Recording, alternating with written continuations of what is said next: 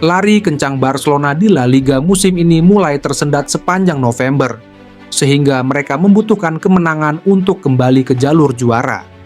Pelatih Hansi Flick pun menyatakan Desember bakal menjadi momen kebangkitan Blaugrana dalam upaya mereka mengangkat trofi pada akhir musim dengan target terdekat menjauhi kejaran Real Madrid.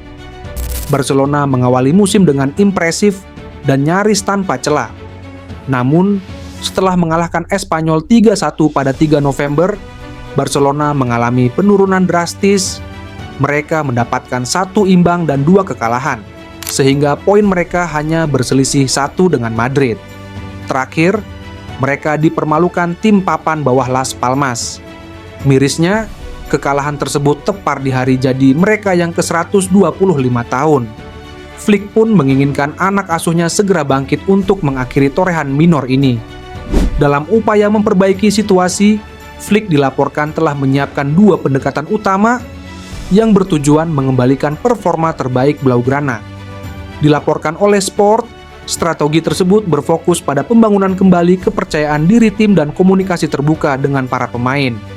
Percaya bahwa hubungan yang erat, baik dengan pemain inti maupun cadangan, merupakan kunci untuk menjaga harmoni dalam tim. Namun, saat menghadapi tekanan, ia meningkatkan peran komunikasinya, berusaha memecahkan masalah melalui diskusi terbuka. Tidak ada waktu untuk menunggu perbaikan datang dengan sendirinya, kata Flick kepada timnya, mengingat ancaman Real Madrid yang terus mendekat di klasemen. Menyadari keterbatasan waktu, Flick memilih untuk tidak melakukan perubahan besar-besaran. Setelah kekalahan terbaru, sesi latihan Minggu dan Senin dijadwalkan berfokus pada pemulihan kondisi fisik pemain.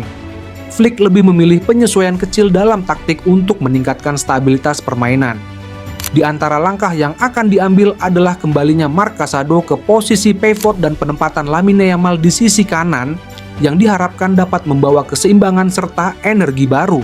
Menurut Flick, masalah utama tim saat ini bukanlah soal susunan pemain, tetapi sikap mereka di lapangan. Ia menekankan pentingnya konsentrasi lebih tinggi dan dedikasi penuh dari para pemain, baik secara fisik maupun mental. Flick tetap yakin bahwa dengan perubahan sikap dan upaya maksimal dari para pemain, Barcelona dapat bangkit dari periode sulit ini. Pendekatan Flick yang menyeimbangkan komunikasi emosional dan penyesuaian teknis diharapkan menjadi solusi untuk membawa Barcelona kembali ke jalur kemenangan.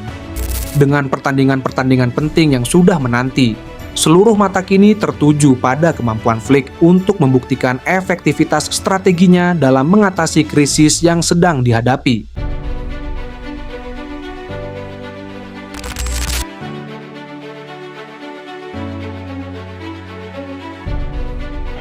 Kekalahan dari Las Palmas sekaligus menjadi pertanda kalau Barcelona mulai habis bensin di Liga Spanyol. Pasalnya, ini menjadi kali ketiga secara beruntun Barcelona gagal menang di kompetisi tersebut.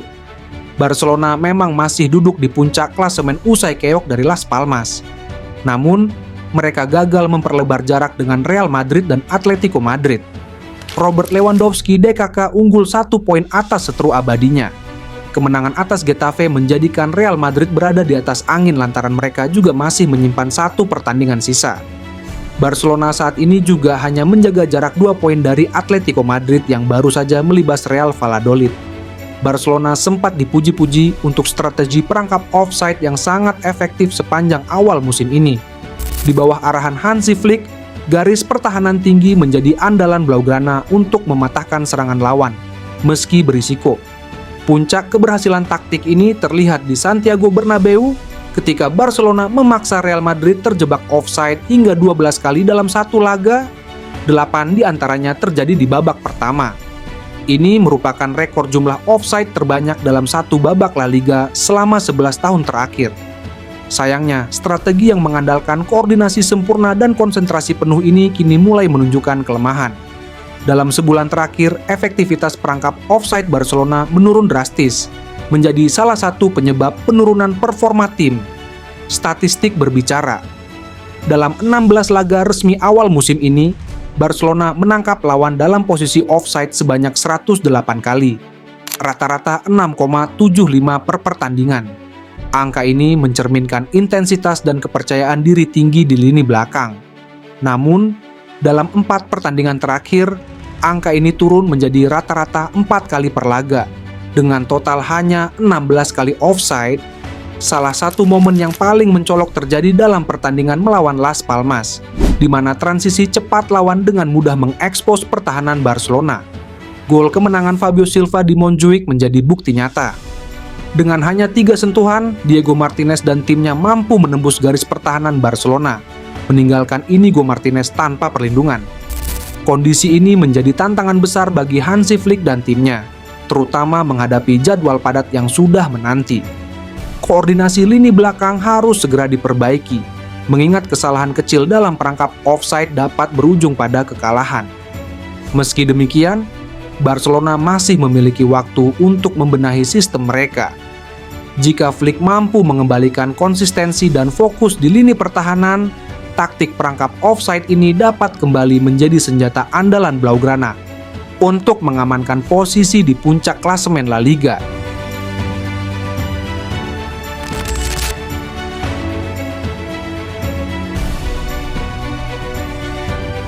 Kekalahan Barcelona 1-2 dari Las Palmas akhir pekan lalu menyimpan sebuah momen yang sedikit disadari oleh banyak pengamat.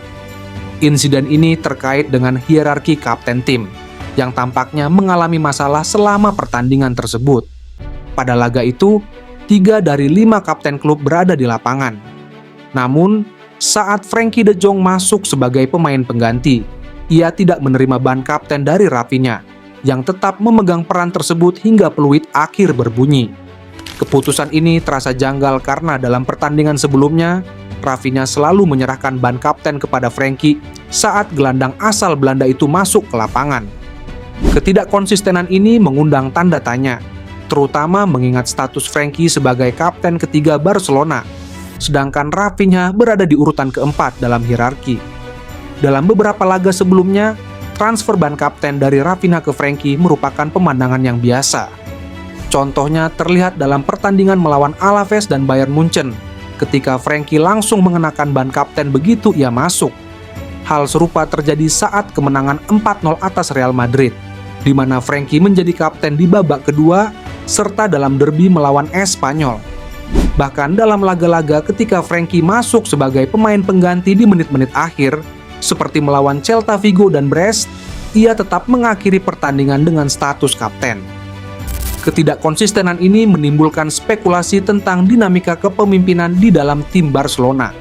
Sebagai kapten ketiga, Frenkie secara hierarki memiliki prioritas untuk mengenakan ban kapten begitu ia masuk menggantikan pemain lain.